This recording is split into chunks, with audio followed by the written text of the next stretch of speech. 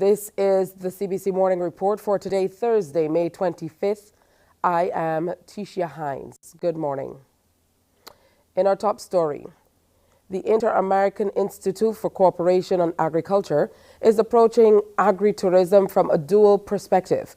Representative for the delegation in Barbados, Alistair Glean, sat down with Morning Report to talk about what they are doing to bridge farmers and the tourism sector.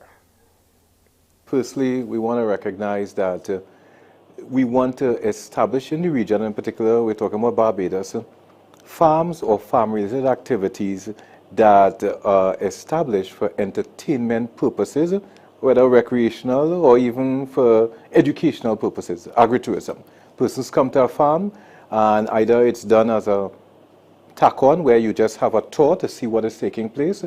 It's a complementary type activity where persons are able to pick food items or catch fish and have it cooked for them on site, or where that is the agritourism is the primary activity, where you're coming, you're getting lectures, and there is the production side to support the actual activity. So like a cocoa processing facility, and the cocoa production is being done.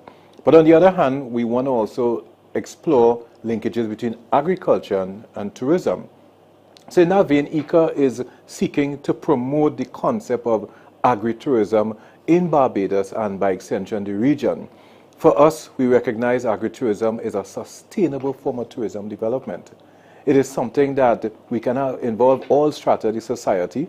The poor man, the rich man, they can get involved, they can benefit from some of these ventures. So our primary focus is on promoting these opportunities. Well, another program to help with the agri-tourism, which will soon be launched, is the Chefs for Development initiative. We established a website where we would highlight the work that various chefs are doing. We have felt, though, that there's need to intensify that effort, and we are starting a program where we're going to showcase local chefs and showcase chefs in 5 other countries across the Eastern Caribbean and highlight what they are doing, highlight the strength of these chefs. Because a lot of times we talk about chefs, but we bring in foreign chefs. We need to highlight our local chefs, and we want to link them to the local farming community. Have them adopt a community, have them adopt a commodity like sweet potato, and they do some work with it. And on that website, we'll showcase some of the work that they're doing.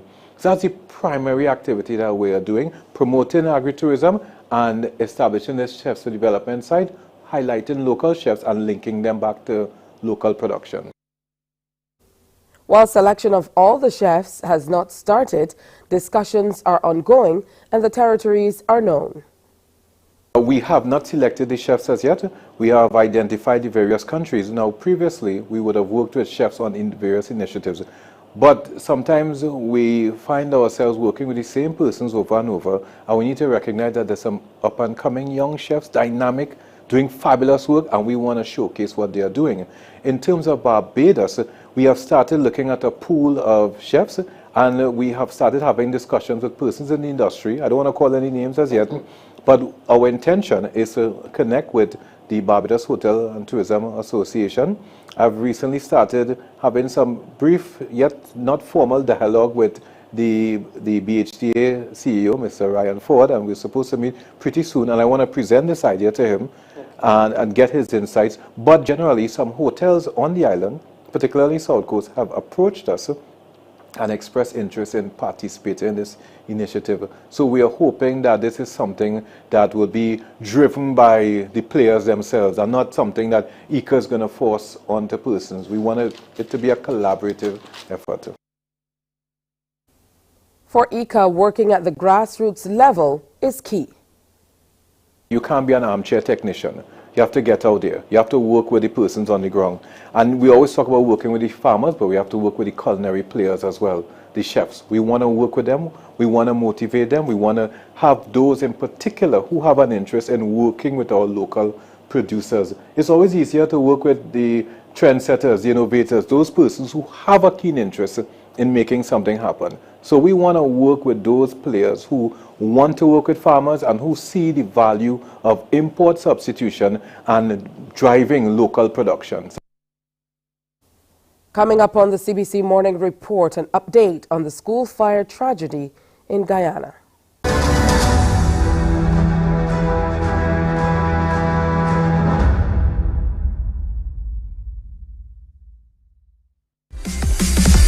While you go about your business, we go about our business, and that is gathering the news. Stay up to date at CBC News Barbados on Facebook, Instagram, and Twitter. Get news update on radio throughout the day. And join us for the CBC News Night at 7 every night. CBC News team is on the job and bringing you the news. There is a saying, you can find a Bajan anywhere. Are you a Bajan living abroad? Or do you know of one who has migrated to another country? Well, we at Mornin Barbados would love to have you or them on our Bajan Afar segment.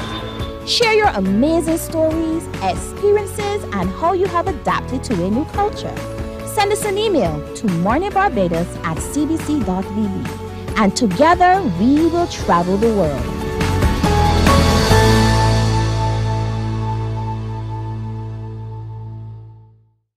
Enjoy movies, soaps, drama, comedy, inspiration, education, music, and more. You get it all when you get MCTV, because MCTV gives you more.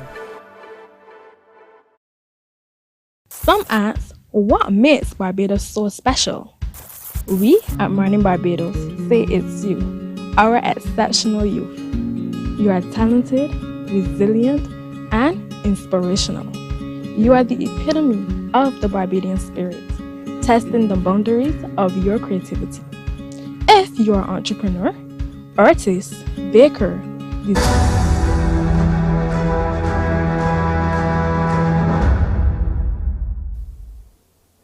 Further insight has been provided into the cause of the deadly dormitory fire at the Mahdia Secondary School in Guyana over the weekend that claimed 19 lives.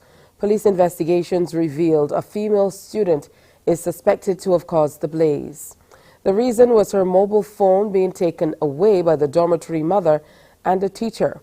Joining the Morning Report live to give more on this news is Narissa Pearson. She's the radio supervisor at National Communications Network in Guyana. Good morning, Ms. Pearson. Good morning to you, Tisha. It is definitely still raw, still fresh, still heavy on us as a nation dealing with this tragedy. Of course, I know the country is still in a state of shock from this tragedy. Can you give us any more insight into how the country has been dealing with the terrible incident and the report on the cause of the fire? Is there outrage because of what's being said about how it happened? Yes, there is outrage. I'll talk about that first. The president just yesterday morning, in an early morning plea, asked the persons to desist from posting on social media their theories and more so their opinions at this time, and for us to focus on, focus on helping the family heal, helping the family during this time, and giving the support as this nation mourns. With regard to the investigation, it has also been revealed by our Guyana Fire Service that the 5 doors in the building, which also has 6 windows, they were all heavily grilled, and all 5 of those doors were locked from the outside with keys. And as a result, the 19 perished. To date, one of the victims would have been laid to rest yesterday, and that is Sabrina John. She was one of those victims, but would have been rescued from the blaze and would have eventually succumbed at the Mahdia District Hospital. She was laid to rest yesterday. The rest of the children, we're still waiting on the DNA analysis to ascertain who is whom. Now, you know, these are a few compound problems that we're really looking at or grappling with. You mentioned that the dormitory doors, all 5 of the doors, were locked from the outside. Is that to suggest Correct. that the person who locked the doors was not on site? Or is that still a part of the ongoing investigation? That is still part of the ongoing investigation, but preliminary information has revealed that the person who would have locked the doors would have been the house mother, the matron in charge of the facility, and she would have gotten the keys or attempted to get the keys to get some of the girls out, left those keys, sadly, with her 5-year-old son, who also perished in the fire. So there was no way, apart from breaking the building, for firefighters to get in. Have psychologists been assigned to the school and surrounding districts to deal with the resulting psychological trauma? Because we're going to lay this out, but for us in Barbados, who can go virtually from one side of the island to the other in just a few minutes, a lot of people have been trying to figure out, was this a boarding school? Why were there so many children at the school? Things of that nature. So talk to us about how they're dealing with first of all, the village that's been mostly affected, or villages, and whether they're getting help for this psychological trauma. And then we're going to get into how the school districts are set up in Guyana. All right, so with regard to the psychological interventions, that would have begun since Monday, because this fire would have happened or started just around 22 hours 15 on Sunday night. So on Monday, as soon as they were able to rescue many of those girls and more so bring them into the city, the ones who could be brought into the city, there were already counselors and psychologists on standby and other medical personnel in the village. A team was dispatched before the president even went there on Monday. He ensured that the psychological team would have been dispatched there. They have been from the mental health department of the Ministry of Health, as well as supported by the University of Guyana's psychology department. A number of counselors and private operating psychologists have also offered their free assistance, so they've been sent to the area to help with this grief and the grief counseling at the hospitals, but also in the Madia community. Now, you rightly said something. Guyana is, as we know, vast, and Madia is located in Region 8, but Madia is a recent town, and more so it is the central vicinity for the areas that these children are from. Now, these children come from Mykobi, from Karisparu, from Chinapau, and these villages are more than 5 hours walking distance away. Most persons walk in that vicinity, so it is not a case where it was easily accessible. A flight to that vicinity is just about an hour and a half to 2 hours, depending on the weather, because you have to pass through thick or high, a very vast mountainous area, and you even pass a number of places, including Kaitro Falls, to get to Madia. And when you get to Madia, you then have about an hour of traveling by ATV to the very first village. So with regard to the burial yesterday at Karisparu, that is just 1 out of 4 in that village. And the remains would have been taken by plane to Madia. And from Madia, it was helicoptered to the village so that the burial could take place. They still have 3 more. And to give a sense of the gravity of this too, because of how far these children reside, and we're trying to ensure that no child is left behind in Guyana with regard to secondary education, they are encouraged to go to school. And because of the distance it takes, many of them are staying in the dormitory. Now, this is not the only dormitory in the country. There are dormitories all over the country that house children from all over. And there are the male and female dormitories. In the case of one of the villages, Chinapau, they have basically lost their entire teenage girl population as a result of this fire. This is so difficult even for us to deal with. I can't imagine what's happening on the ground in Guyana. I know these psychological effects are very likely to affect even people who aren't directly involved, especially mothers and children all around Guyana. So all we can do at this stage is, send our condolences, wish you the very best. And I know that, our Prime Minister has already offered some help and comfort, and we will continue to pray for the people of Guyana. Thank you so much for sharing with us this morning, Narissa. I know that for you, you are located in the city, but you have correspondents who are in the various villages who report on what's happening, and it must be tough for you, even as a media person, to be able to constantly report on this and see the images and hear all that is going on. I think sometimes people forget that as media people, because you're so involved, it really can be traumatic. And yes, definitely. Yes, Monday, unfortunately, or fortunately, I was tasked with reading the news on our national radio station, our main broadcasting station.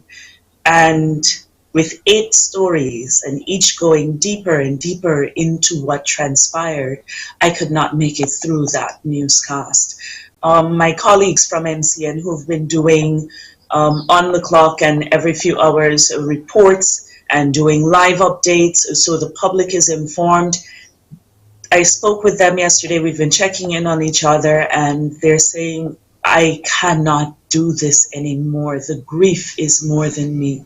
And apart from us, the journalists, even in the country, people in the city who might have never gone to Madi or only heard about it as this mining district because that is what it's known for, they are also feeling the shock. As a mother myself, we all are, as we're walking our children to school, holding their hands, holding them a bit closer, taking extra time to have a moment with them. And that is all we can do right now. Yesterday, there was a flower ceremony by that the president would have spearheaded, and you had children from that village, a nursery school child singing hallelujah. You can hear the pain in her voice, and I do not know when we as a nation will be able to move on from this. Today, the 25th, we were scheduled to have a grand 57th Independence celebration and flag raising ceremony this evening, which is customary. That has been scaled down tremendously, and it will be more so one of reverence and prayers. Even with the cultural program, it will be an homage, so to speak, to not only Madia, but the communities that these children specifically were from, and also even the march past that the Guard of Honor will be doing. Their flags will all be adorned with flowers in showing our solidarity all across the nation. Everyone is holding a vigil or sending their messages of support, and we truly appreciate it and can only imagine what it is like for the family. In one case, a single mother lost her twin girls. In another case, a single mother lost one of her girls is in ICU in a critical condition. She has not awakened. Her mother described her cold to the touch. The other daughter would have been able to be miraculously rescued out of this fire. So many questions are being asked. Why did this happen? Why were the safety protocols not followed? Why is it that we cannot as a people cope with things? Because I think that's one of the things too that is being discussed, psychological assistance and support for the young lady who is allegedly the cause of the fire and all that would have led to that. And hopefully we will never forget, but always be cautious and be mindful of this incident. This is the worst tragedy in our independent Guyana's history with Guyanese. I want to thank you so much for sharing with us, Narissa Pearson, supervisor at NCN Guyana, for sharing and bringing some perspective to a lot of questions that we would have had here in Barbados. Of course, as you mentioned, Independence Day for the Republic of Guyana coming up tomorrow. I can just imagine how it will feel to enter into a celebration of sorts with this heavy on your shoulders. Thank you once again. You're welcome. Thank you for having me. All right, definitely difficult to deal with. It's time to preview what's coming up on today's presentation of Morning Barbados. We're going to tell you about a tribute to Kamau. Also, Barbados 4-H Foundation, they're celebrating their 60th anniversary, and we are going to delve into that a little bit more and give you all the details. In the next chapter, Dr. Sean Napthali Sobers, a British Barbadian author, is going to be in to talk about his book, and we'll tell you about the St. Jude's Anglican Church Fish Fry and Talent Show that's coming up. Again today, we have some wonderful people passing through from the Roger Boyce Elite Pro Classic 2023. That's all coming up on Morning Barbados, but next, more news, sports, and weather right here on the Morning Report.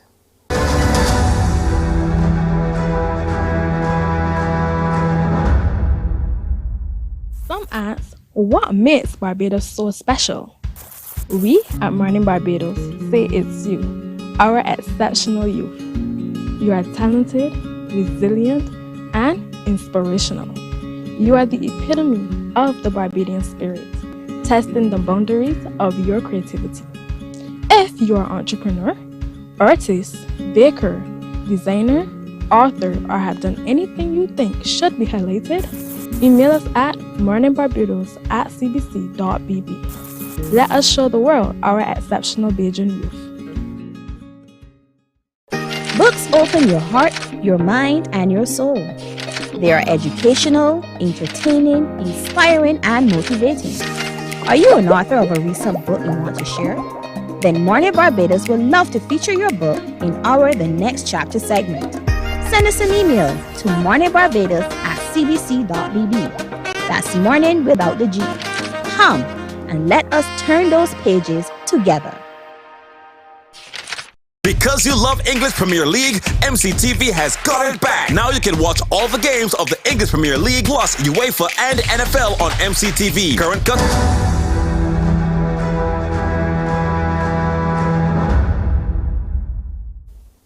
Although construction of the new Bridgetown Fire Station and the ambulance and emergency headquarters is slightly behind the original completion date, the project will come in within its $29.6 million budget. That has been revealed by officials that they facilitated that has been revealed by officials as they facilitated a media tour of the Pine Road facility. CBC's Rianne Phillips reports. The site consists of a 3-story main building, which will host the Bridgetown Fire Station, headquarters of the Barbados Fire Service, and the Emergency Ambulance Service. There is also a single-story building for the Fire Prevention Unit, situated on the northwestern end of the property. Work was originally set to be completed in early 2024, but project manager George Holder says that deadline has been revised. We started this project in August last year with the intention of finishing in March 2024. We've had some delays due to late arrival of reinforcing bars, and we're now looking at middle of May 2024 for completion. The project really is to house the headquarters of the Barbados Fire Service, the Bridgetown Fire Station, and the Ambulance Service of Barbados. It's about 55,000 square foot in space, and we will accommodate here 12 fire units, and we'll accommodate also 6 ambulances. Home Affairs Minister Wilfred Abrams, who was among the touring delegation, is pleased with the progress. He also gave the rationale for having the 2 agencies housed at the same location. It is very difficult to separate the operations in terms of emergency response from the fire service and the Barbados Ambulance Service. A lot of the serious things that the fire service are called out to deal with, including accidents, also involve the Barbados Ambulance Service. As part of the course for the intake of new recruits, the recruits are subjected to first aid training and EMT training. So that's pretty much a requirement now of all persons coming into the Barbados Fire Service. So as you can see, we are having a closer and closer collaboration between the Barbados Fire Service and the Barbados Ambulance Service. And officials have hit back at critics of the location of the new station, which is away from the capital city. Bridgetown is also a high risk for severe flooding and damage on a hurricane. Ideally, the bulk of the emergency services should be out of Bridgetown. It is too low lying. So the decision to move up onto a hill at a higher elevation was not by accident. It's not only a benefit to the fire department, but a benefit to the business people and also to the people of Barbados in general. One of the concerns that was raised when the fire station was moved was how quickly will the fire service be able to get back into the city. And we did tests to determine the response time in peak traffic. And both going from this area and coming to this area presented no more than 5 to 7 minutes depending on which appliance you were using. And that is within the range of response time that is expected for a fire station responding to structures that are involved. All buildings at the site will be fully air conditioned. Other features include shared recreation, gym, dining and kitchen facilities. Rianne Phillips, CBC News. Let's take a look at sports. Kyle Mears and Nicholas Puran's Lucknow Super Giants are out of the 2023 Indian Premier League. They were beaten by 81 runs in yesterday's eliminator by the Mumbai Indians.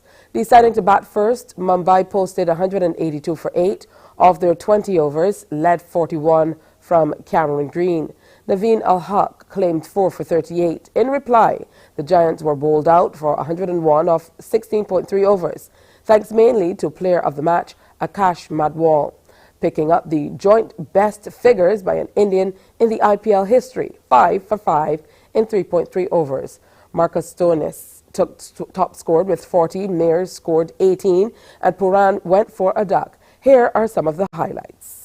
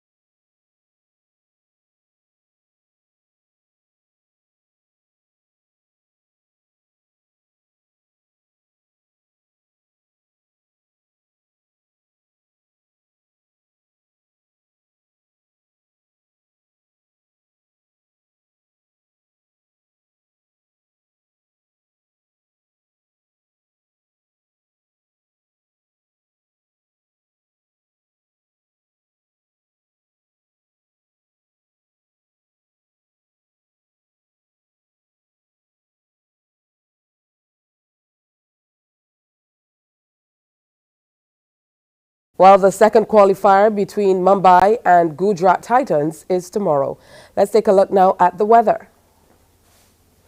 The barometric pressure stands at 10.8 millibars, and the air temperature is 26.1 degrees. The relative humidity is at 85%, and it's cloudy outside. The winds are coming out of the southeast at 8 kilometers per hour. Sea conditions, moderate in open water with swells ranging from 1 to 2 meters. And here's a look at your tides for today. As we move on to tell you what's happening all across the island, it's a mix of sunshine and clouds with a few brief scattered light showers that will continue into the evening period as well, where you have brief scattered light showers in the evening. And that's weather, bringing an end to this presentation of the CBC Morning Report. We have an update of the news at 12 noon in Newsday, and you can tune into the CBC radio services of 100.7 FM, 98.1 The One, and 94.7 FM for the CBC News World at 1. Morning Barbados starts now. Wake up, wake up, wake up, wake up. Barbados, get up. Good morning. Good morning, Barbados. Good morning. Good morning to you. Good morning. Morning, morning, morning.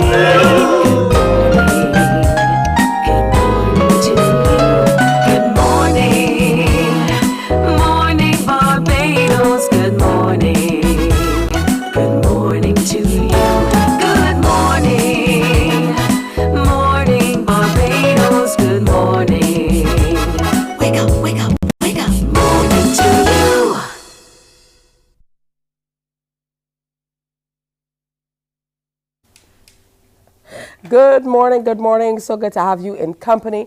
I'm sure you know there's a whole lot going on behind the scenes, even as we get the program started.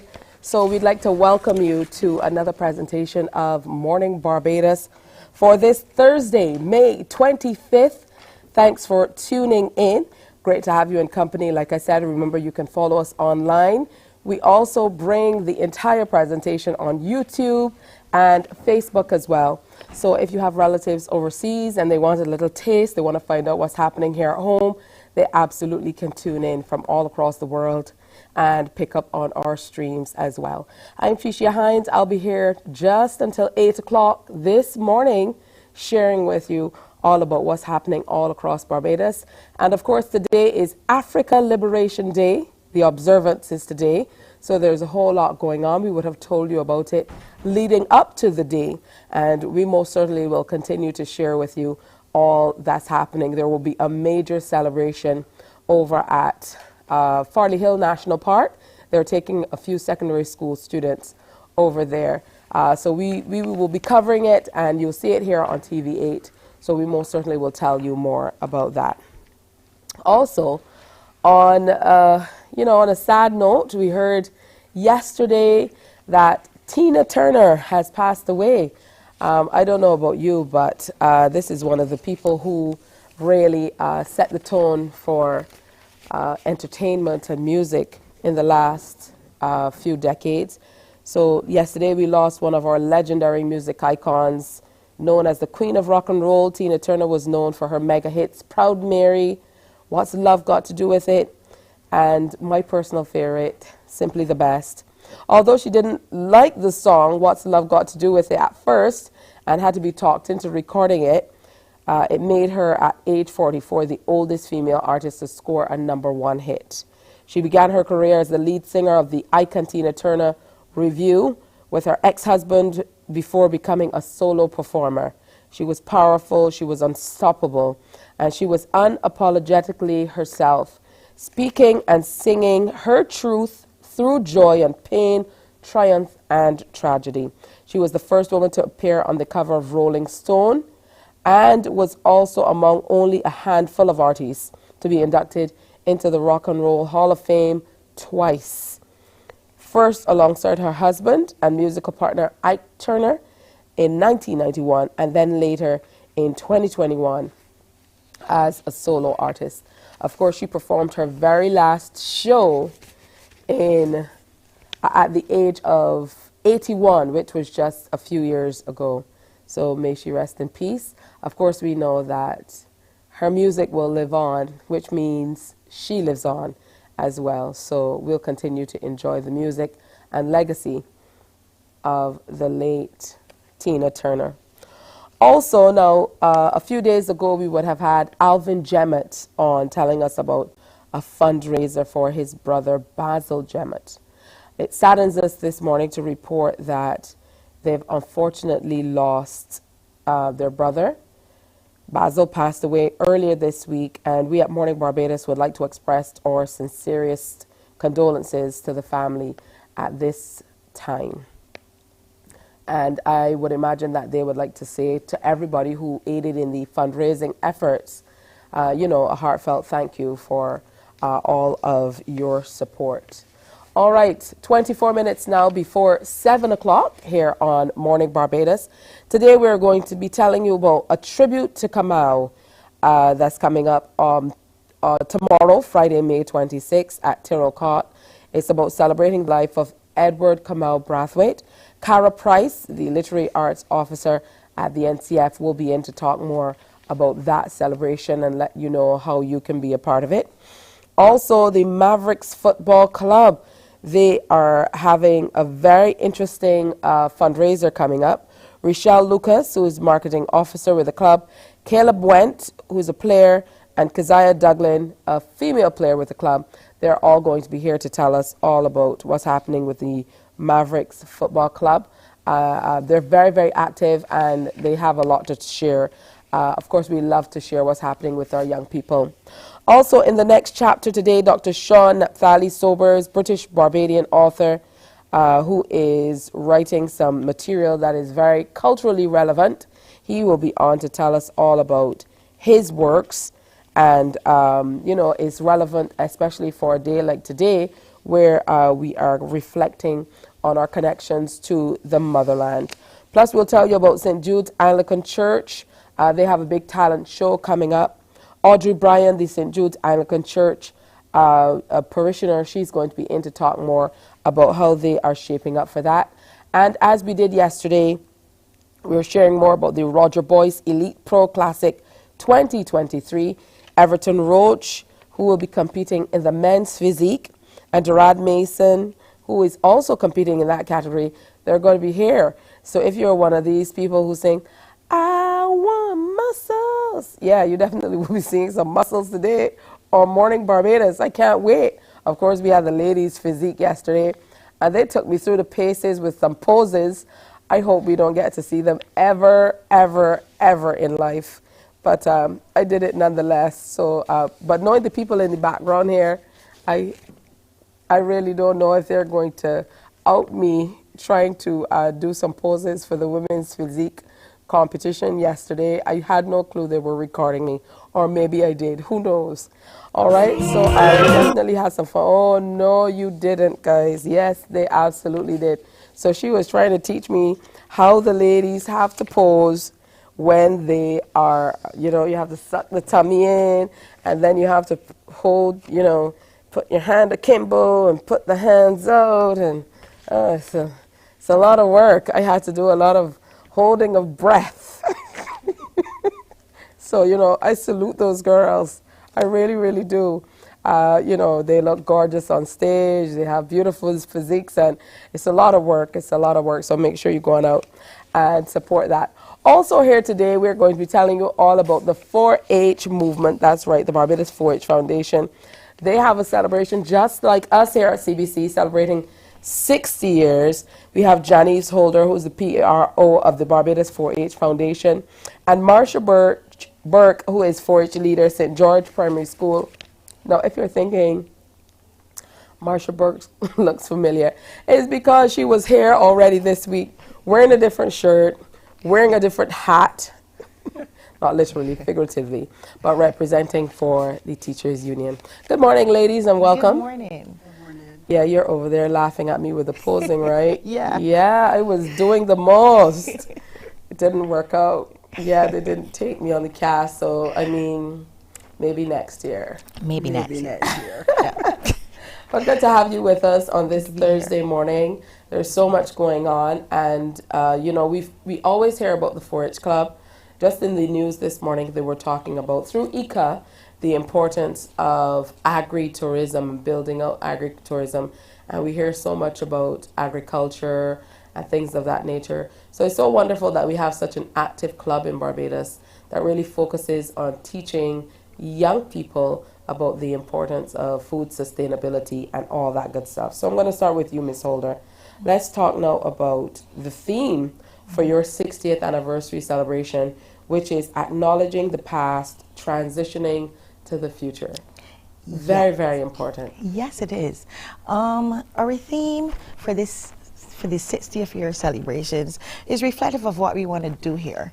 4-H has a rich past in Barbados. We would have, many of our mothers and aunties would have been members of 4-H. But now things are changing. There's a new era. We want our youth to be fully equipped to deal with this transition. We have a lot of things planned, and we have a curriculum that we are going to add new rich things to. We are going to introduce areas like smart technology, smart agriculture, hydroponics, vertical agriculture. We want to educate our youth on things like climate change. We are also going to be introducing fashion design, interior decorating. And you know, 4-H is hands, heart, health, and head. We're also going to be introducing aspects of healthy lifestyle living. We are famous for our jams, jellies, but we want to do more. We're going to just fully, educate the youth in the 4-H and those outside as well by our outreach programs about healthy eating and the good it can do for your body.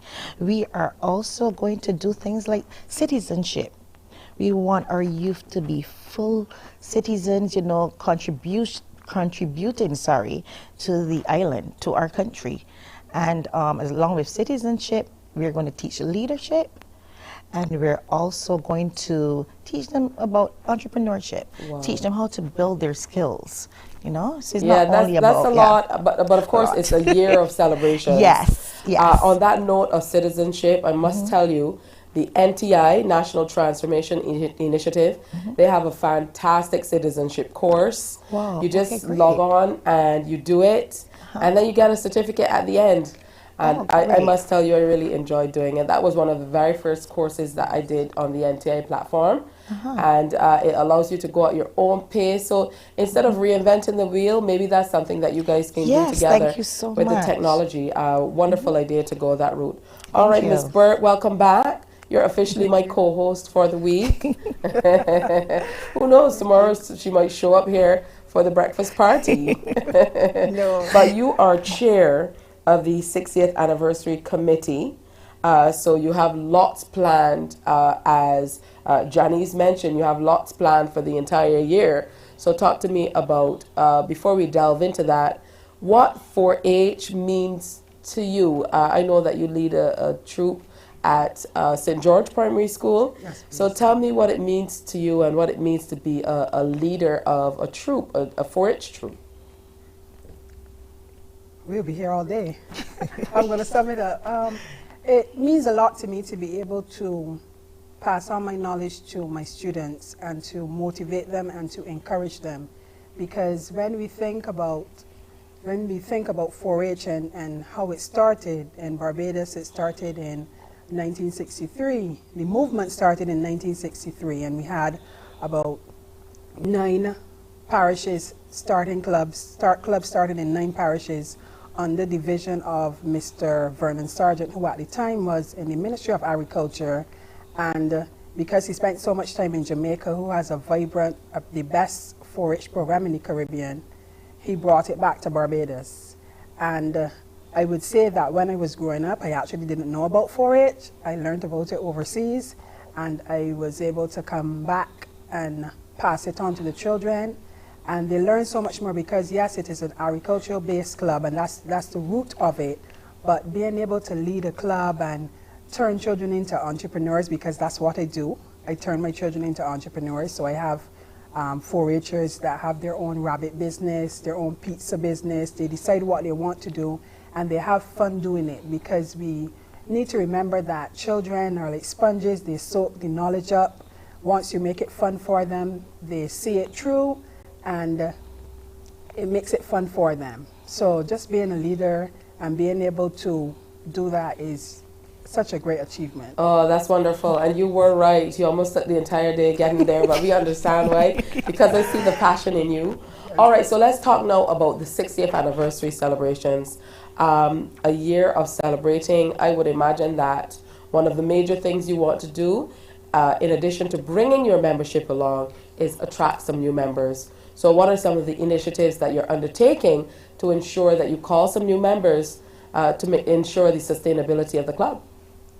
Well, I can tell you for sure what's happening on Saturday is that we're having our official launch. So, and at our launch on Saturday, which is going to be at St. Luke's Brighton Primary School, we will be releasing our 60th anniversary logo, which was done by a 4-H'er, as well as our jingle. And then we start with the long list of activities that we have. You would think I would know all of them, I do, but I cannot remember all of the dates off of the top of my head. But we have a hike coming up in June. So we have lots of activities that we're going to invite the public out to come out to. So we have the hike coming up. We have our fair, sorry, not our fair, we have our sports day, apologies. We have our sports day, which is followed by our craft day. We have talent show coming up. We have so many things. There's a whole long program. Well, you don't have to try to remember everything. We're feeding the homeless in October. Well, you don't have to remember all of that right now, because we most certainly want to have you back on Morning Barbados to share. Great. Even if you send us the posters and we can share them with you as you go along. And the major parts of the celebration, we'd like to celebrate along with you. You have the final word, Ms. Holder, as to why people should come out on Saturday at St. Luke's at Brighton. Okay, it's going to be really good on Saturday. That is the launch of the activities, as we said, for the year. You're going to hear about all the activities, the dates they will be, and how you as a person, the general public, can be included, how they can come, the days and everything. But you're also is going to be exciting because the winners of the jingle competition, they're going to be, is the jingle competition and the poster competition, they're going to be rewarded. So that'll be the first time anyone will be hearing our new jingle. All right, that's wonderful. Yes, and that's going to be so much fun. All of our little 4-H'ers are going to be there. And that's basically, we're just going to be, launching our activities. All right, and we know that just around the corner is very, very active as well. I'm literally like 3 minutes away from Brighton. Okay. So you can come on down. I can nip on over. I want to be you'll be one of the first to hear the jingle before it's released to the public. I look forward to that. I want to thank you so much, Janice Holder, PRO of the Barbados 4-H Foundation, and Marshall Burke, 4-H leader, St. George Primary School, etc., etc. We have to go behind her name, but doing some fantastic work.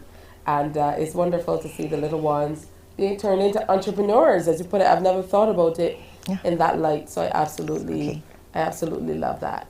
And I must tell you my own 4-H story. I remember there was a program on 900 AM that used to come on every morning called Farmer's Corner on 900 AM every single morning. And, that program really, really piqued my interest. So you never know how you're kind of intriguing and creating interest in young people when you do these programs. Yes. So you definitely, need to continue on. Thank you, ladies. Sure. And thank you for having us. Always great to see you. So make sure you come on out this weekend and be a part of the 4-H movement and their launch for their 60th anniversary celebrations. We're going to come back and tell you all about a big celebration that's coming up for Kamau, Brathwaite. Stay with us. Morning, morning, morning. Good morning. Good morning to you. Because you love English Premier League, MCTV has got it back. Now you can watch all the games of the English Premier League plus UEFA and NFL on MCTV. Current customers can upgrade to Max Pack Extra at just $23. Call MCTV today at 228-6288 to upgrade or come in and sign up for our new service. Football fans, let MCTV get you back in the game.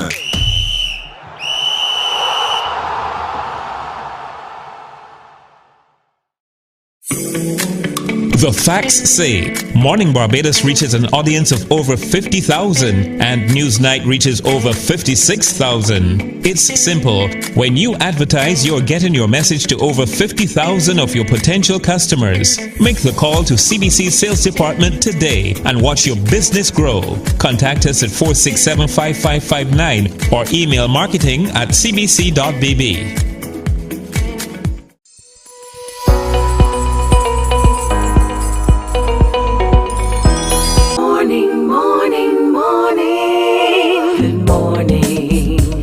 Good morning to you. 9 minutes to go before the 7 o'clock hour on this Africa Day. Let's say good morning to Cara Price, who's the Literary Arts Officer at the National Cultural Foundation. She's here to tell us about an awesome event coming up, a tribute to Kamau. Good morning to you, Cara. Good morning, Tisha, and good morning, Barbados. Thanks for having me. Wonderful to have you with us. Now, tell us all about this celebration that's planned for tomorrow. Okay, so tomorrow is going to be at Tyrrell Court, Friday the 26th of May at 6 p.m. And we're inviting everyone to come out and celebrate our great literary hero, Kamau Brathwaite. We are going to have performances in tribute to him. We will have dancing. There will be performances from literary experts in the industry. They will be doing some readings of his work. Some of them will actually be doing their own tributes. And we'll also have some dances. And it's actually a whole theatrical experience. And we're inviting everybody to come out, celebrate the life and times, and let's just mingle and mix together. Talk to us about why it's important for us to continue sharing about these, not only Barbadian, but he can be considered a Caribbean great in terms of his works. Let's share why it's important to continue with the legacy, to keep it running. Absolutely. Kamau Brathwaite is very important to the literary industry, not only in Barbados, not only in the region, but actually internationally. You will find that there are many universities who actually have post-colonial programs, countries impacted by colonialism, like India, for example. Many of our stalwarts have been studied, and Kamau is one of those great examples. And why Kamau is so important to us is because he is someone who really pushed for us to celebrate our own. And we're speaking about our nation language. He is one of the pioneers in that regard, as well as utilizing the literary art form, but making it our own, using our own, Bajan and Caribbean rhythms, and not necessarily feeling that we have to be, a Shakespeare or a European version. We are our own version, and we have to celebrate our culture through our art forms. So he's very important in that regard.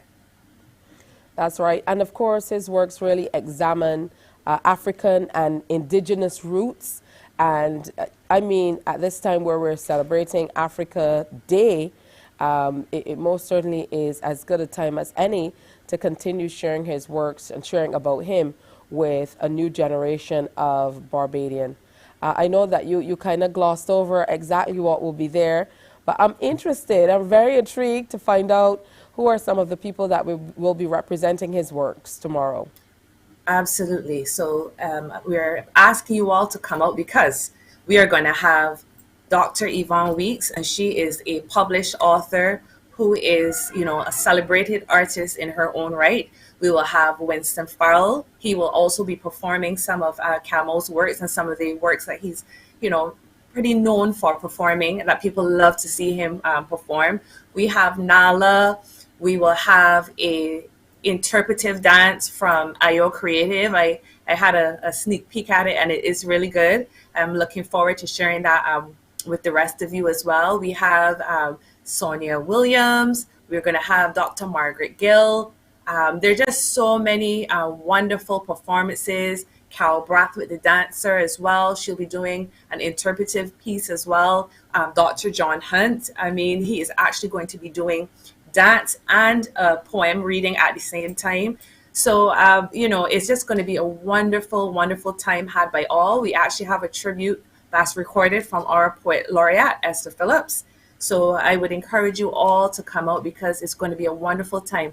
And not to mention it is set at the historic Tyrrell Court. And what better time than now to, come, you can see the performance, but you have a chance to walk around. You can see there's an actual slave hut there, original chattel house.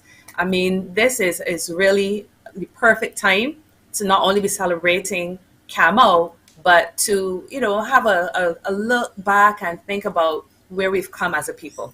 Cara, it must be a wonderful task for you to think about how you continue as literary arts officer to lift the words off of these pages and be able to share them in these ways. Because sometimes when we think about, for the lack of a better term, promoting books or sharing works in this way, people don't necessarily see that it can be work in motion.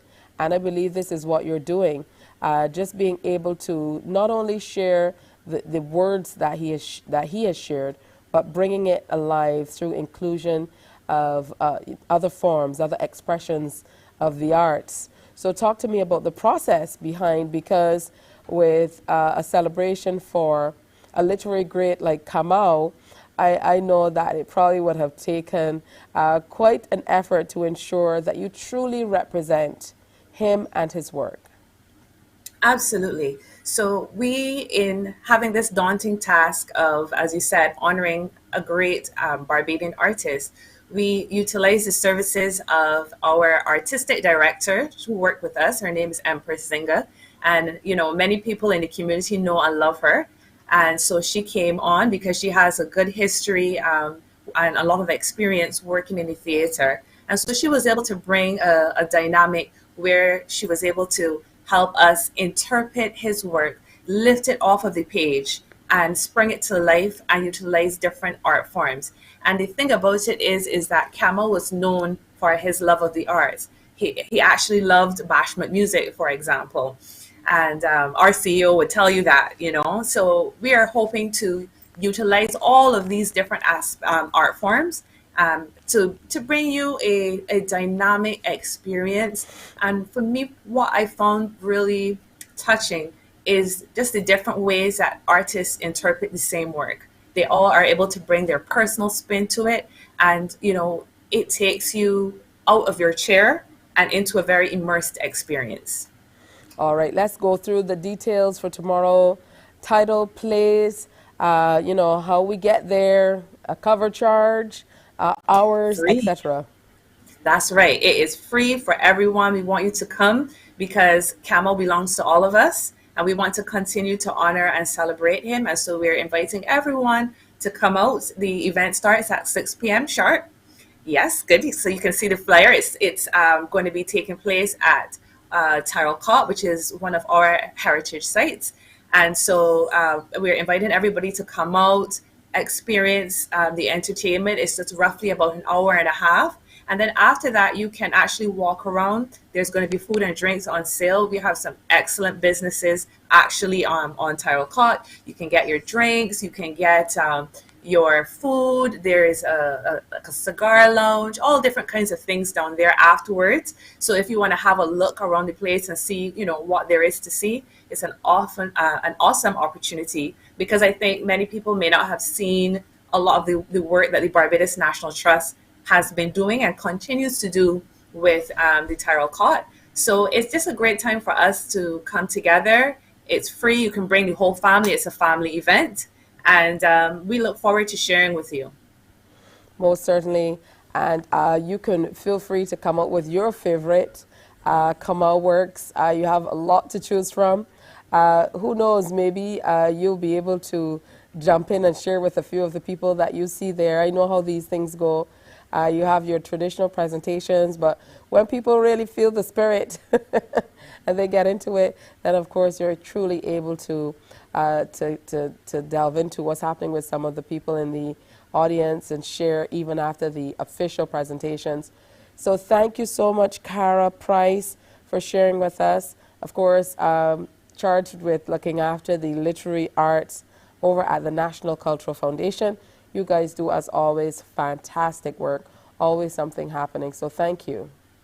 Thank you for having me. All right, it's 7 o'clock in Barbados and across the Eastern Caribbean. It's time for an update of the news. Morning, morning, morning. Good morning. Good morning to you. While you go about your business, we go about our business, and that is gathering the news. Stay up to date at CBC News Barbados on Facebook, Instagram, and Twitter. Get news update on radio throughout the day. And join us for the CBC News Night at 7 every night. CBC News team is on the job and bringing you the news.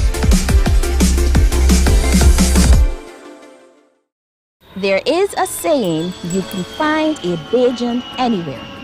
Are you a Bajan living abroad? Or do you know of one who has migrated to another country? Well, we at Mornin Barbados would love to have you or them on our Bajan Afar segment. Share your amazing stories, experiences, and how you have adapted to a new culture. Send us an email to morninbarbados@cbc.vb. And together we will travel the world.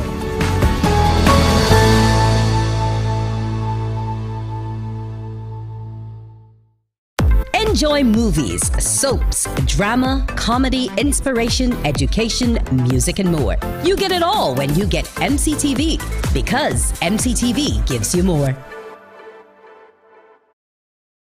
Some ask, what makes Barbados so special? We at Mornin Barbados say it's you, our exceptional youth. You are talented, resilient, and inspirational. You are the epitome of the Barbadian spirit, testing the boundaries of your creativity. If you are an entrepreneur, artist, baker, designer, Morning, morning, morning. Good morning. Good morning to you. 2.5 minutes after 7 o'clock, time for an update of the news. The Inter-American Institute for Cooperation and Agriculture is approaching agri-tourism from a dual perspective. Representative for the delegation in Barbados, Alistair Glean, sat down with Morning Report to talk about what they are doing to bridge the farmers and the tourism sector. Firstly, we want to recognize that we want to establish in the region, in particular, we're talking about Barbados, farms or farm-related activities that are established for entertainment purposes, whether recreational or even for educational purposes, agri-tourism. Persons come to a farm and either it's done as a tack-on where you just have a tour to see what is taking place. It's a complementary type activity where persons are able to pick food items or catch fish and have it cooked for them on site, or where that is the agri-tourism is the primary activity, where you're coming, you're getting lectures, and there is the production side to support the actual activity. So like a cocoa processing facility, and the cocoa production is being done. But on the other hand, we want to also explore linkages between agriculture and tourism. So in that vein, ICA is seeking to promote the concept of agri-tourism in Barbados and by extension the region. For us, we recognize agri-tourism is a sustainable form of tourism development. It is something that we can involve all strata of the society. The poor man, the rich man, they can get involved, they can benefit from some of these ventures. So our primary focus is on promoting these opportunities. Another program to help with agri-tourism, which will soon be launched, is the Chefs for Development Initiative. We established a website where we would highlight the work that various chefs are doing. We have felt, though, that there's need to intensify that effort, and we are starting a program where we're going to showcase local chefs and showcase chefs in 5 other countries across the Eastern Caribbean and highlight what they're doing, highlight the strength of these chefs, because a lot of times we talk about chefs, but we bring in foreign chefs. We need to highlight our local chefs, and we want to link them to the local farming community. Have them adopt a community, have them adopt a commodity like sweet potato, and they do some work with it. And on that website, we'll showcase some of the work that they're doing. So that's the primary activity that we are doing, promoting agri-tourism and establishing this chefs for development side, highlighting local chefs and linking them back to local production.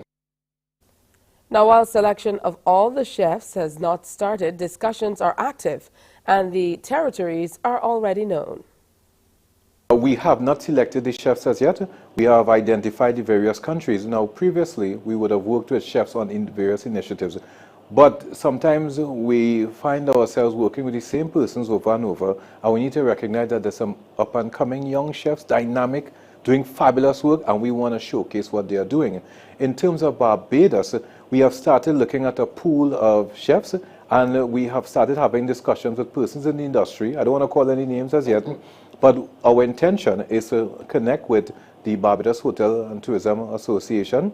I've recently started having some brief, yet not formal dialogue with the BHDA CEO, Mr. Ryan Ford, and we're supposed to meet pretty soon, and I want to present this idea to him and get his insights. But generally, some hotels on the island, particularly South Coast, have approached us and expressed interest in participating in this initiative. So we are hoping that this is something that will be driven by the players themselves and not something that ICA is going to force onto persons. We want it to be a collaborative effort. For ICA, working at the grassroots level is key. You can't be an armchair technician. You have to get out there. You have to work with the persons on the ground.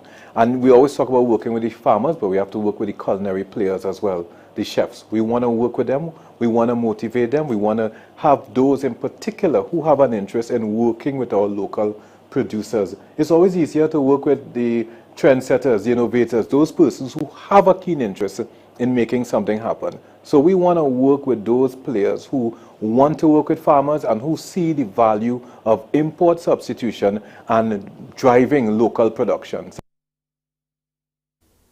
Although construction of the new Bridgetown Fire Station and the ambulance and emergency headquarters is slightly behind the original completion date, the project will come in within the $29.6 million budget.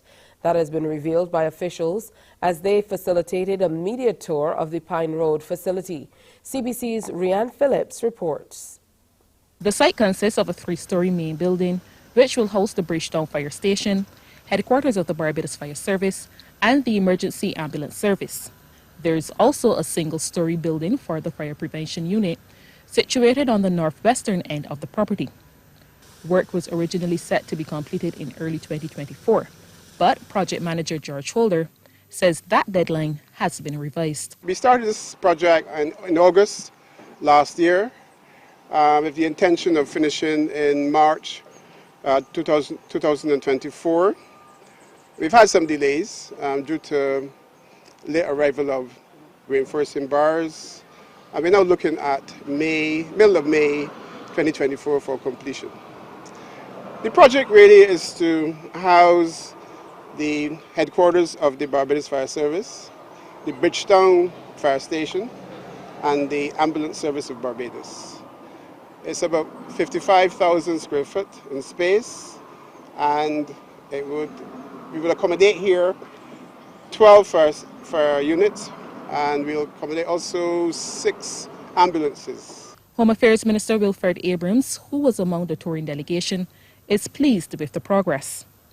He also gave the rationale for having the two agencies host at the same location. It is very difficult to separate the operations in terms of emergency response from the fire service and the Barbados Ambulance Service.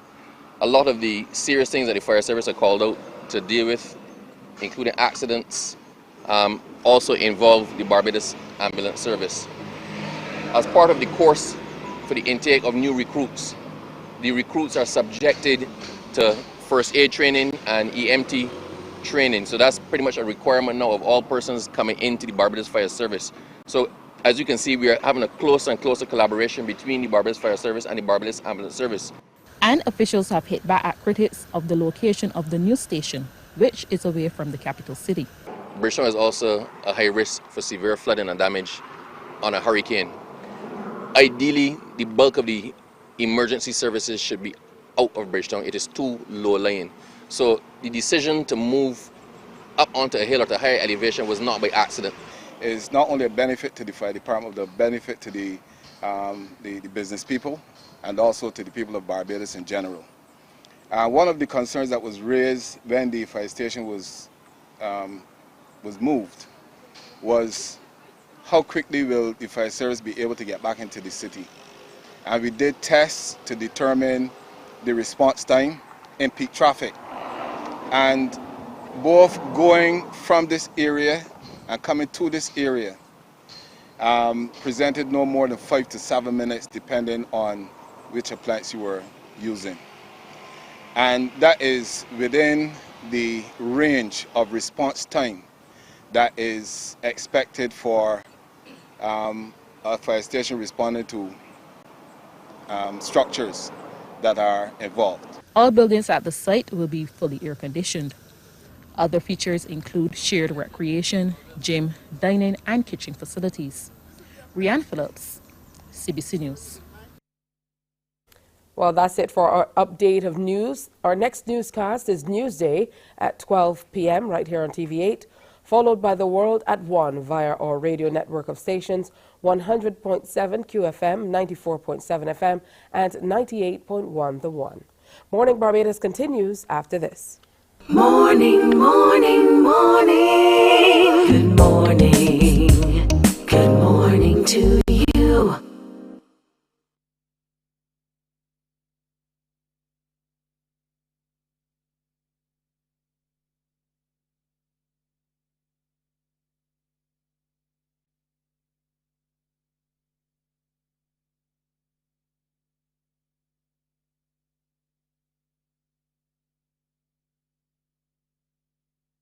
Some ask, what makes Barbados so special?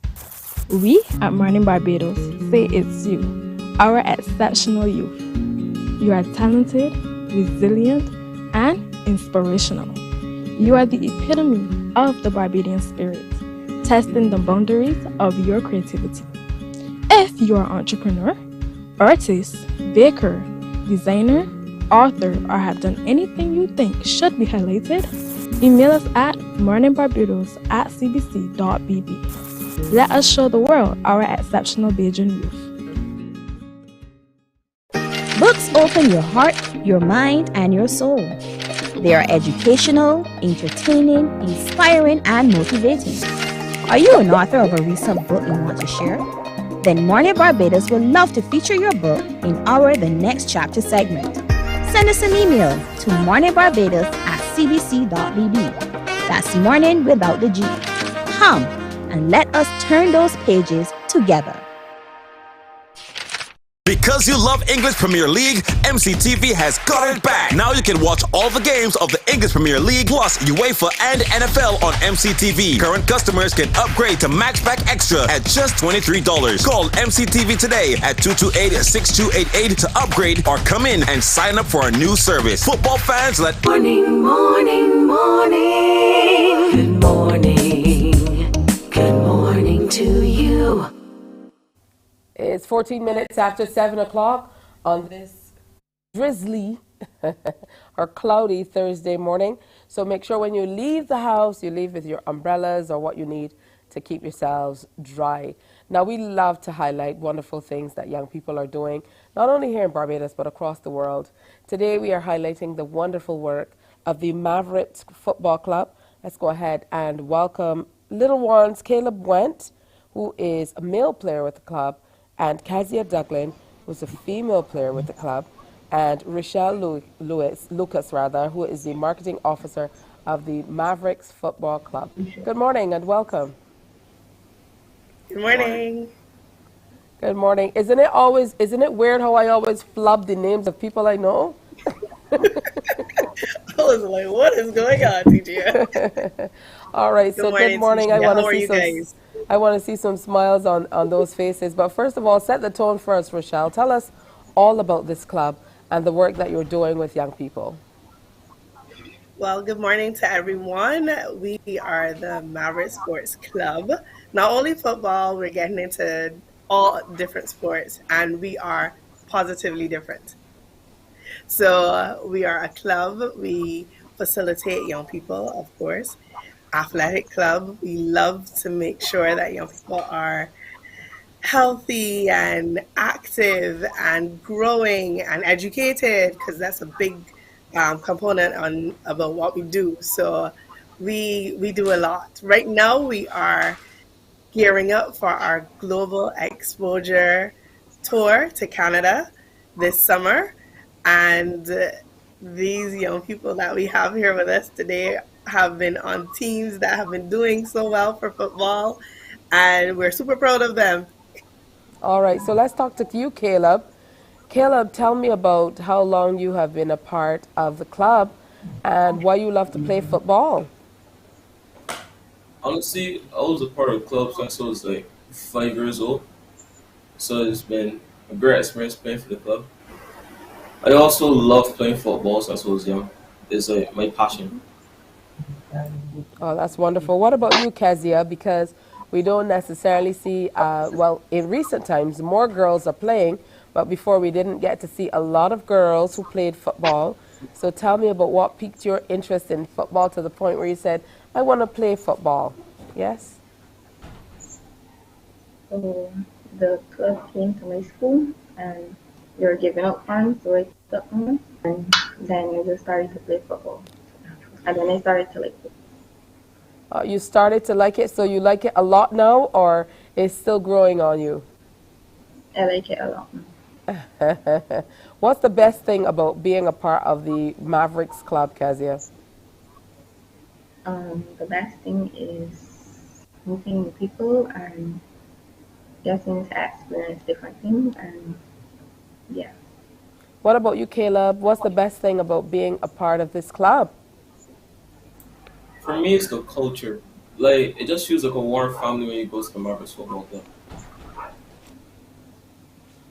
That's great. Rochelle, I know that growing up, and I know you spent some time outside of Barbados, but it's always wonderful to be a part of clubs, especially as young people, you know, so that you can kind of meet new friends and do all of the wonderful things you talked about that the club will be working toward helping the young people with through the years. But about your involvement, what piqued your interest? I know your son plays football. And my daughter. Oh, Gabrielle plays too. I didn't know that. Yes, Kezia is actually on the female team, which they're playing in the Premier League. It has been, let's say, kind of like a baptism by fire because we don't have as many girls. That's the honest truth. But I see a very good effort by BFA to, you know, re-inject that girls program so that we have some more girls in the pool so that maybe we don't have to take the girls straight up to the Premier League section right away. But Kezia plays in Premier League, so does my daughter Gabby, and my son plays for under 13. He's actually the goalie. We would have started with Mavericks before Joshua was born. So Gabby was kind of like 3-4 years old at that time when they had started. I actually sent a video of one of the first practices that she went way back when we were at Lestevon, but we're now at Weymouth Police Headquarters, and that's where we're going to be having our Club Lime on Monday, which is going to be so much fun. And when I say a Mavericks Club Lime, we're not just standing around. We're playing games. We're playing board games. We're doing some agility games. I know you have some crew members back there who love football, so they can come on down and let's see if they have the skill of, you know, the agility playing the games, and we have some fun on the day. And it's a fundraiser actually for the same global exposure tour that we're taking on in August. All right. So I know that you have 200 members. How do you maintain and build membership as a club? Because in these times, I know a lot of clubs are talking about being able to kind of interest people in coming and being a part of clubs. We love our volunteers. I am a volunteer. We love our volunteers. We have volunteer coaches. We have volunteer managers. We have volunteer trainers. We love our volunteers. They are a massive part of how we get these 200 people, because we go from under 7 straight up to under 20. And we also have a master's team, depending on fitness level. You know how that goes when you get to that age. But yeah, we depend on our volunteers, and we have a cadre of very organized volunteers, and that works amazingly, and we're grateful for that. Actually, we make sure to find every way that we can to grow not only our athletes, but our managers, our volunteers, our coaches. We just had 2 coaches to complete their course with BFA literally this week. I myself have benefited from the Olympic Association's administrators course and looking to go to the next level shortly. So we make sure to keep everyone, going. We love to learn, and we love to encourage the children to learn. So if we're encouraging them to do that, we have to be able to do it ourselves. Yes? This is true. Now, as you said, you were going off on a tour of Canada from August 1st to 12th, 2023, to participate in competitive fixtures, cultural interaction, educational and thought-provoking activities, all with the aim of the self-development of the members. And I think this is wonderful because I also remember when I was little, we always went on a tour somewhere. So even if your family couldn't afford to take you out of the island, I think every Barbadian at that point went to Puerto Rico or somewhere. There was always a tour happening. All right, so these are the ones I would imagine. Trinidad, yes. Yes, we always got to go somewhere. So it's and that's why we're doing the fundraising, because we want to make sure that all of our members who are able to go can accompany us in Canada, because we want to make sure that they have this experience. And I see you have the raffle up there. The raffle is excellent. We want to thank all the sponsors who've come on board so far. You get $5 and you get a chance at so many prizes. As you see there, there are 7 great prizes and even more stuff. So when you come down on Monday, because Monday is a bank holiday, everybody, Monday is a bank holiday. So Monday from 2 p.m., we're going to be down at Weymouth Police Sports Club. You know where that is, opposite the Globe. And I know some people have no idea what the Globe is. I'm aging myself. But you come down and we have lots of games. You can come participate, spend a little time, you see what the club does. And we're going to also be doing a membership drive. So if you're interested in your children or your child being a part of our club, come down. You'll be able to sign up. We have practice usually on Saturday mornings at the same Police Sports Club. We are in tournament right now, so there's usually another 2 practices or so that are added. But we all work together, who's not picking up or dropping off, and making sure the children get there. We all work together to make sure that we can do our best. Yeah, all right. I want to thank you. With Monday, that's right, from 2 o'clock in the afternoon, food and drinks on sale. There's a club drive. And it's always good to hear about the positive things happening with our young people. Caleb and Kezia, thank you for coming on. I know it felt like pulling teeth. I can see that on your faces. So from you, Caleb, one reason you give our viewers as to why they should join the Mavericks Club. They should join the Mavericks Club because what I think personally is the best club in Barbados. That definitely is a wonderful vote of confidence. What about you, Kezia? Why should someone join the Mavericks Club? Because you should join Mavericks, because Mavericks has provided both football and personal development activities as well as discipline. All right, thank you. Thank you both so much, and thank you, Rochelle, for sharing with us. You're welcome. You're absolutely welcome. Have a great day. All right, I wish you guys the very best with your fundraiser coming up on Monday. There's lots happening on that holiday, so make sure you get yourselves in gear. But most importantly, don't try to cover everything. Decide what you're going to do and then handle it, because we don't want you on Tuesday morning feeling tired after a day off. Hey, it's 25 minutes after 7 o'clock. When we come back, we are telling you all about something very interesting, a book. That's the next chapter. Morning, morning, morning. Good morning. Good morning to you.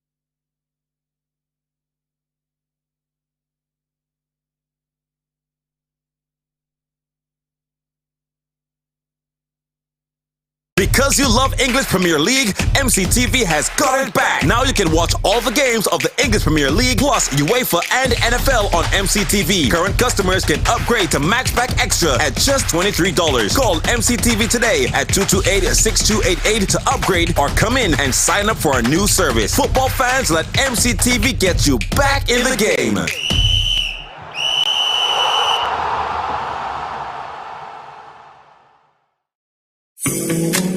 The facts say Morning Barbados reaches an audience of over 50,000 and Newsnight reaches over 56,000. It's simple. When you advertise, you're getting your message to over 50,000 of your potential customers. Make the call to CBC Sales Department today and watch your business grow. Contact us at 467-5559 or email marketing@cbc.bb.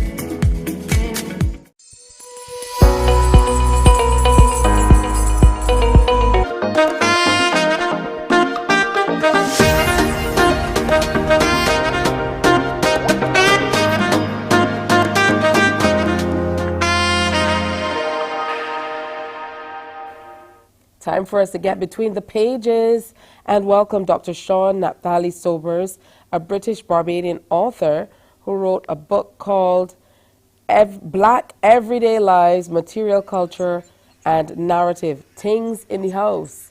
Good morning, Dr. Sobers. Welcome. Good morning. Good morning. Thanks for having me on. And it's sunny here in England, actually. It's interesting to hear it's drizzly in Barbados. It's sunny here for a change. Well, it's still sunny too. Growing up with Bajan parents, and your background is interesting because you've spent a lot of time and you have a lot of connections here in Barbados. So you know that we have to upstage everything you say. I won't compete. All right, well, it's wonderful to hear that some sunshine is peeking out in England. Now, these days, you are a professor at the University of the West of England in Bristol, but your early days are very, very interesting, growing up to Barbadian parents who, of course, were immigrants and who are Windrush migrants. So talk to me about those early days and how it influenced you to the point where you have now written this book through interviews with them and a few other migrants as well. Yeah. So, both my parents are Bajan. My dad came over to England in 1960. My mum came over in 1962. I was born 1972. And growing up, we grew up in the city of Bath in England, which is a predominantly white city. But growing up, we had strong connections with our family and friends, my parents' family and friends from Barbados and other Caribbean islands as well. So I grew up very connected with my Caribbean roots and visited Barbados regularly. And what I became interested in, growing up, was that the houses that we visited, with my sister, growing to see my parents' friends, there were certain objects that were in many of the houses, the souvenirs in the front room, the Last Supper painting, the Dutch pot, the sewing machine. There are certain objects that no matter where we went, is in Bath, London, Leicester, there are certain objects you saw and they carried them with pride. The radiogram, as well in the front room. So I became interested in how these objects start to carry stories, start to carry memories. You know, the photo wall, for example, of the family photographs. And when you grow up in a house, you kind of take these objects for granted. You don't really ask questions of them. But now that generation are in their 80s, 90s, and, you know, sadly passing away.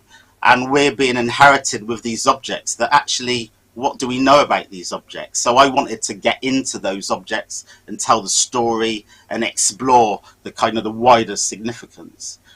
So the book basically goes room by room in a generic house. So it starts off in the hallway, then it goes to the living room, the front room, the kitchen, and each of those rooms, each chapter is a different object, and it dives into each of those objects and tells a bigger story, really. And the story doesn't just stop with, you know, them coming over the 1960s, or even with Barbados. There's stories that go back, you know, to slavery days and pre-slavery days, right up to the present day. So it's a real way of kind of connecting the past and present and seeing how relevant it is. How did your life in a household, because we know that migrants, not only from Barbados but the Caribbean, as they move around, like you said, they kind of bring things from home. Absolutely. They live in almost these little insulated communities of their own. So they go and they meet other Caribbean people. And even though you grew up in Bath, if there were any Caribbean people at all, I'm sure you knew them. And I'm sure you guys all got together. So how did all of that influence your upbringing in Bath in the UK? Well, I think there's these little things that connect you with your culture, you know, and like I say, there's things that you take for granted. So the bigger things that would connect me to my culture were things like, you know, music or Rastafari or, you know, hair, dreadlocks, these kind of things. But the things wasn't thinking about when I was a teenager were the little things like the sewing machine or the Dutch pot, you know, and they're the things that I kind of appreciated now that I'm older. So just to give an example, thinking about the sewing machine, I was definitely always interested or definitely noticed there was a sewing machine in lots of houses. So for the book, I interviewed my mum as well as a group called BEMSCA, which is the Bath Ethnic Minority Senior Citizens Association of elders, you know, from other Caribbean islands as well of that generation. And, you know, as soon as I started talking about that, their eyes just lit up and they started to talk about memories of being child in the Caribbean islands. My mum talked about in Barbados, there was a saying that you buy the flour and you wear the bag. You know, how you would buy the bag of flour from the store, but then you would bleach the bag, the cloth bag that the flour comes in, and then you'll end up making, you know, their parents would end up making clothes out of it, either to go to school or to play in, things like that. And then growing up, there was definitely a trend of particularly, girl children to be expected to sew, to make curtains and things like this, even if it wasn't a profession. But then coming over to England, interviewed then other people, how they continued to sew for people or worked in machine factories or things like this, even if they had ambitions to do other things, to be a teacher or a nurse and those kind of things. But there was definitely this kind of make, do and mend kind of culture of doing it for yourself and being self-sufficient. And that idea of being self-sufficient is a trend that continues across lots of the different stories, really. There was also a funny story in the sewing machine chapter. Mr. Joseph, he talked about how, you know, he would get a suit made by a tailor, but then you to pay for it, he might be paying it off bit by bit. You won't always pay it all off at once. But if you saw the tailor while you're wearing your suit, you had to hide from him because he'd shame you up, because you hadn't actually paid for the suit yet, you know. But then there's also serious elements to stories like that and chapters like that, how, you know, that at one point, it would have been more affordable to get your clothes made by a tailor, but actually then the influx of cheaper goods coming in from, you know, different countries offshore actually started to put tailors and things like that, you know, more financially challenged in a way. So what was very, very sustainable home businesses started to become challenged by the big stores, the big shops that had cheaper goods kind of coming in to the West Indies. So all of the chapters, it's kind of a melding of personal stories of other people, and kind of wider social, I guess, geopolitics and things like that. So yeah, each chapter has a very different flavour. But like you say, there's these objects that we have around us, like the photography is a key one. Going to lots of homes, and it's not just exclusive to people from the Caribbean, but that was the focus of family photographs. And we would have them on our mantelpieces. In my own house, my mum made a big kind of collage of family photographs above the fireplace. And we become familiar with these photographs and we grow up with them. But it's not until we ask questions of them that we start to dive deeper. And I interviewed a Jamaican family, my friend Nadia from Jamaica, and she, on her mantelpiece, there was a photograph of her mum, done in a studio, all professional. So she asked me to recreate the photograph because I'm a photographer as well. And then I asked her to interview her mum about that photograph. And it is only when she asked her mum about the original photograph, she found out that her mum was pregnant with her when that photograph was taken, and she would never have known that unless she asked the question, you know. So, like I say, there's all these things that we take for granted that in our family homes that are not in museums, and they're not seen or thought about as these important objects. But we would go to a museum and go, oh wow, look at that. But we're not doing the same in our own front rooms and our own living rooms. And actually, there's hugely significant objects just in our everyday lives. Well, we know that older Caribbean people never volunteer information. So you're right when you say she never would have known if she didn't ask, and she's lucky that she found out when she, absolutely, you know, the way she did. All right, are there any of these items in the Things from the House series that became conversation pieces for you? I would imagine having friends over, and as a young man growing up in Bath in England as a part of a black minority, quite a few things in the house must have become conversation pieces, because I know a lot of migrants and first and second generation children of migrants. You know, what I hear from them is they were like the oddballs in the neighborhood because of the customs and the culture and the things that were done. Even things like taking off your shoes at the door. You know, other children in the neighborhood found them pretty peculiar. Yeah, definitely. I mean, the one that's springing to mind, I guess, is the souvenirs and the ornaments in the front room. You know, this often, not in our house to be honest, but in many houses, the armchairs had the plastic still on them. We had the plastic taken off, but we did have a lot of souvenirs and a lot of ornaments. And growing up, I would hate these ornaments. You know, they'd get in the way when I'm trying to play. I'd be knocking them over, my mum telling me off.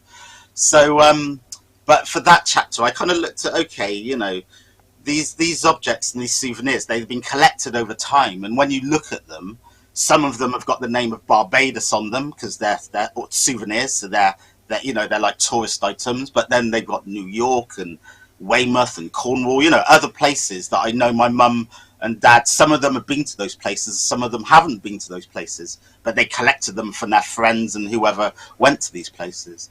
So I started to appreciate, actually, when, you know, this generation have come over to a new country, you know, often at the age of 21, very young, just alone, but they've had to adapt to a different community, a different culture, a different way of life. And when you see this massive ornaments and souvenirs that have been collected over, you know, 50 years or so, they are a visible representation of this adaptation, this sort of assimilation that's been going on, these little quirky objects, these Edwardian, you know, souvenirs and things like that, you know. So, you know, like I say, as you rightly said, you know, growing up, you know, your friends coming into the house and seeing all these ornaments, they'd be like, wow, what's all these things, you know? Yeah. And I'll be just like, oh, don't worry about it. But I now, later in life, really appreciate what the meaning of those objects are and what what they meant for that generation as well. Yeah, Really. it's also a piece of home. It's also a piece of home. Absolutely. So I want to thank Absolutely. you so much, Dr. Sean Naphtali Sobers. And we definitely need to delve more into this book, British Barbadian author Dr. Sean Naphtali's book, Black Everyday Lives, Material Culture and Narrative. And I love things in the house. You know, pretty interesting. I'm looking forward to reading the book. Where can we get it? So it's on Amazon. Like I think it's easier to buy online. So if you Google the title, it's a long title. Even if you just Google my name and Things in the House, if you remember that, then it's on Amazon, Routledge, and you know it's on many bookshops online. So that'd be the safer place to buy it, really. All right. Well, So thank you so very much. And Sean, for the record, I'm not impressed with your accent. You didn't say things right. I'll say nothing. I'll say nothing. All right. Have a good one, and do come on back. Thank you very much. Thank you. Bye bye. All right. Time for another break. Make sure you pick up that book. I'm sure you're thoroughly intrigued, as I am. I want to hear about the other things in the house that are found within that book. We'll be back. Stay with us.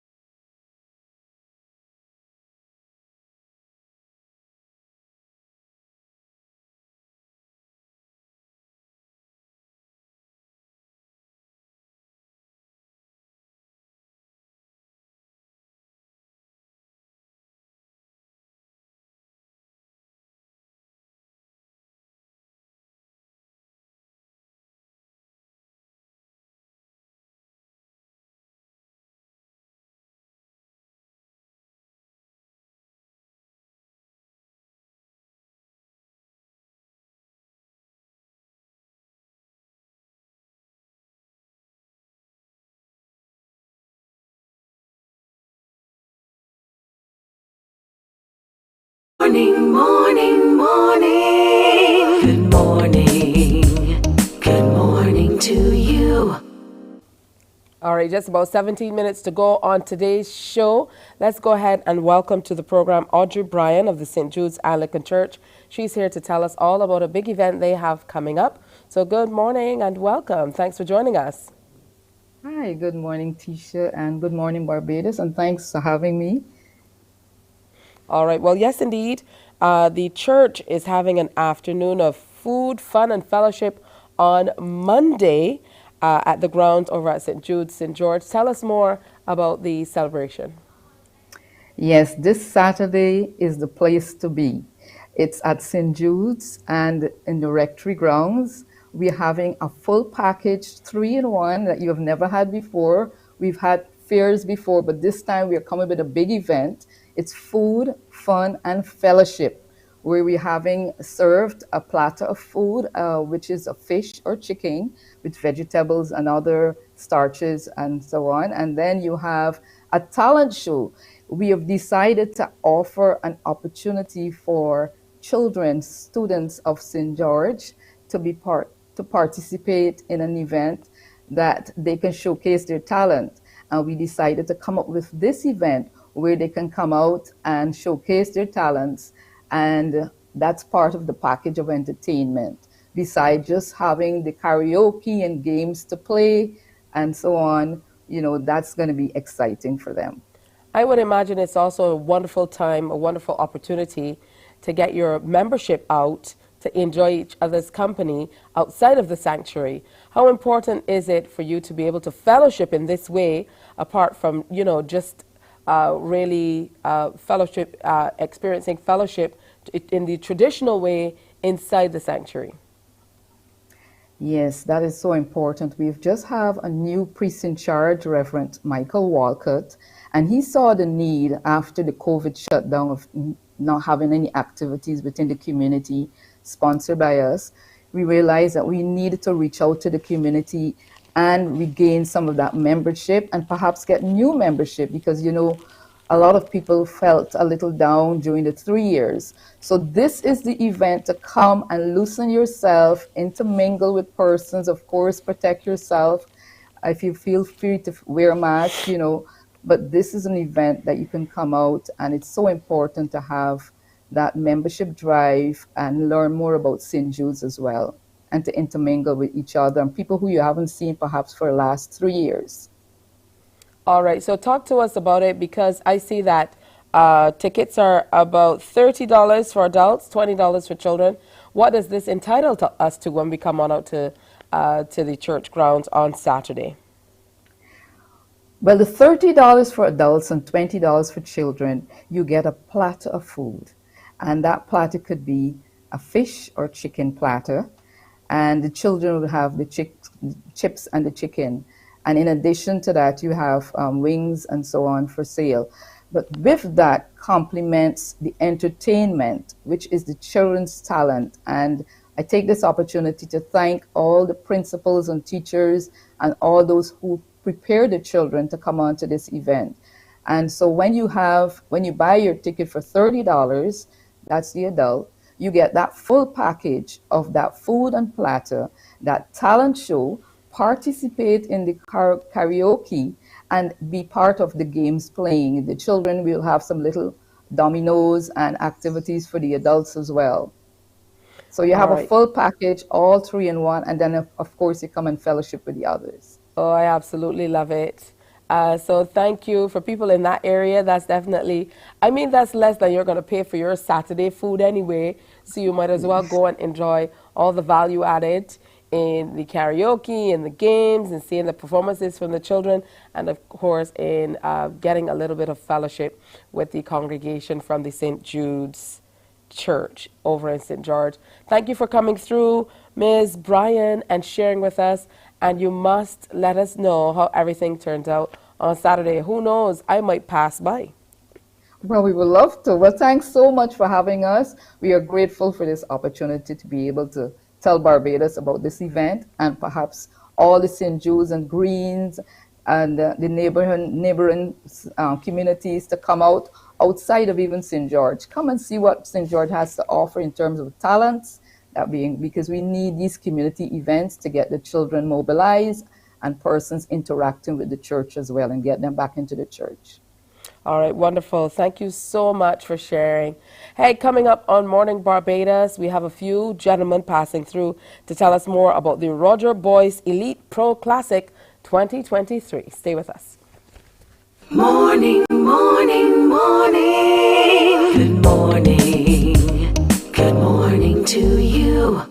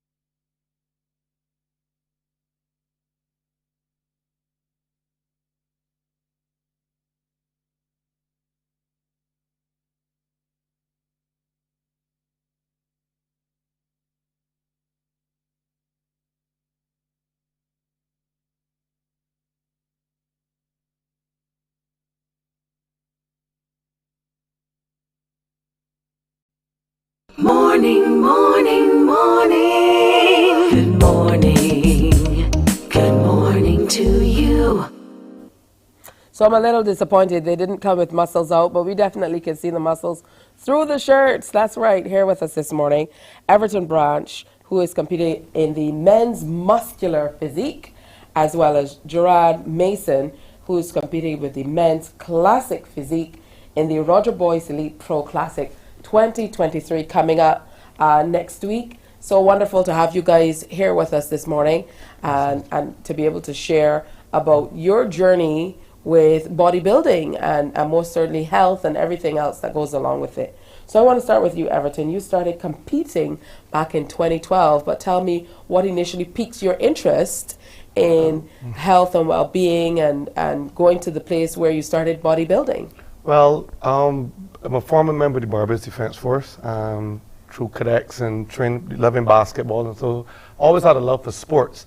So the intensity of training was in the gym, being a soldier. There was a guy that sought me out and asked me if I would be interested in competing in men's physique. Men's physique, for those who don't know, is the one that wears the beach shorts. I'm not as brave as my friend here to wear the briefest yet, but the one that wears the beach shorts.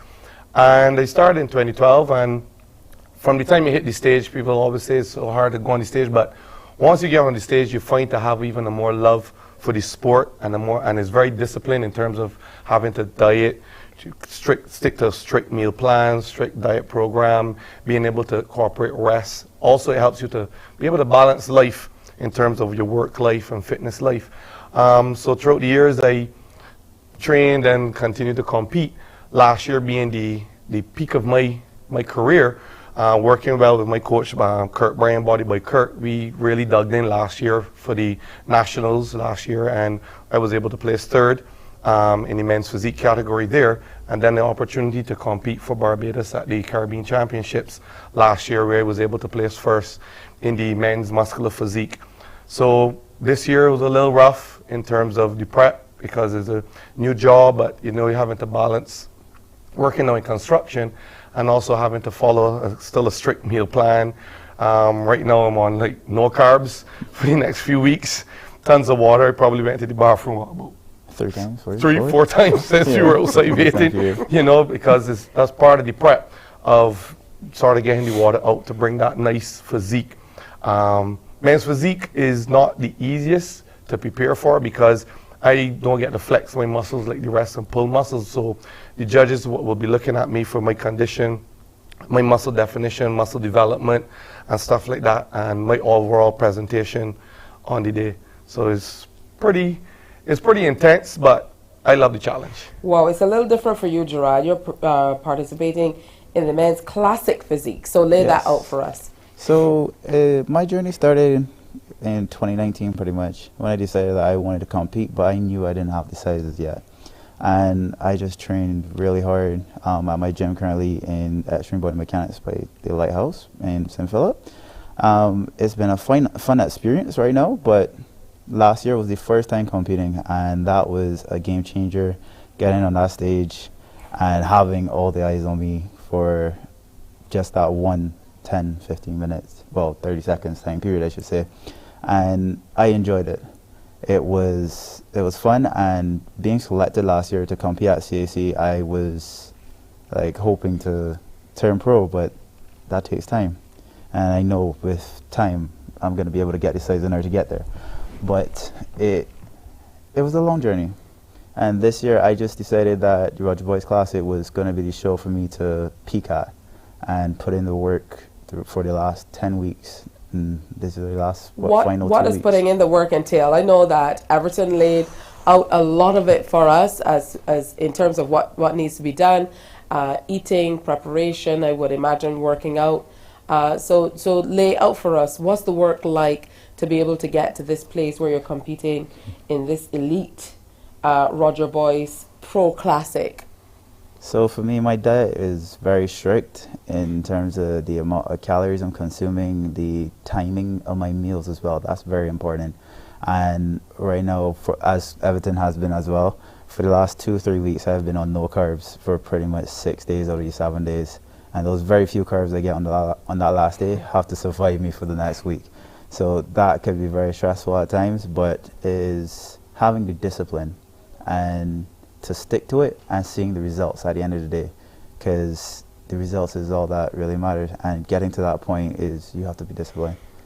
The good thing about doing this, or maybe the challenging thing about it, equally as challenging as it is beneficial, is that you have to constantly stay on top of what's happening health-wise, how things change, what you need to do, and you learn more about your body and how it works. You know, how do you share that around? Because I know it's very, very difficult to kind of live a healthy lifestyle the way that you gentlemen do, to the point where you're competing, and not bring everyone around you along for the journey.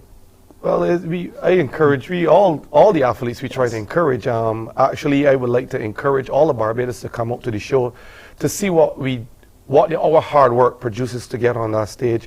They may see us in the gym, they may see us at work, sacrificing meals, drinking a ton of water a day, you know, and then with, like Gerard, with low carbs, we still have to train with the same intensity as a person that would have had probably 3-4 carb meals within that day. To come out and really see what the hard work produces and to understand the process, you know. It is a sport. I know a lot of people don't probably class it as a sport like cricket or football or basketball, but it is a sport, and with both of us gearing to go after our pro cards, all the athletes, the amateur athletes from Barbados, we coming out hard. We coming for this pro card. We coming to battle. We have teams coming from Antigua, Guyana, parts of Europe that we'll be facing off against. And for the Barbadian community to come out and see, I think we will do a pretty good job to encourage all of Barbados to take the health and wellness pretty seriously. We're both personal trainers. Most of the athletes are personal trainers as well. We really encourage people to eat healthy, train, have a balanced life between work and fitness is really, really important. And I think Barbados, the whole world saw it through the COVID, where they were encouraging people, you know, to be fit, because it would help in terms of any ailments and stuff like that. You having a fit body and a fit lifestyle really, really, really is important. And we really do encourage all of Barbados to come out on the 3rd and support us, support the other athletes throughout the Caribbean, and really see what we can do. Not just looking muscular, but how we could perform after being training so hard for over a year. All right, wonderful. Now, Gerard, are you only competing in the men's Classic physique? Classic physique? Yes. Or are you, okay, so just that one, in terms of preparation. So which day, is that on the same day, the 3rd? Yes. So it's all packed into a very tight schedule. One jump all day long. You know, what's the feeling like leading up to it, knowing that there's so much happening? I know you had an opportunity to compete at CAC, and you competed since last year, you told me. But you know, what's the feeling like leading up to that day? It can be nervous at times, just knowing that, because for my category, I have to do a whole routine. I don't just have the poses to do, but leading up to it, it is very nerve-wracking at times. Knowing the stress of training, the amount of hours spent in the gym, and diet, it's stressful. All right, I want to thank you, gentlemen, for coming in. Everton Branch competing in the men's muscular physique. Gerard Mason, men's classic physique in the Roger Boyce Elite Pro Classic 2023, coming up on June 3rd. Make sure you come out and support the Barbadian team. There are people coming from all across the world to compete. We have to make sure that we support our athletes in this area. So thanks to the gentlemen. I want to say thanks to the organizers as well for sharing with us. And we, of course, are going to continue to share the stories of some of the athletes as we go through the coming days. Thank you for sharing with us here on Morning Barbados and staying with us as we went through the last 2 hours. Be sure to join us again tomorrow for another presentation. And remember to wear your smiles today. Have a wonderful day. Bye-bye. Yay! It's all over. Wake up, Barbados, get up. Good morning.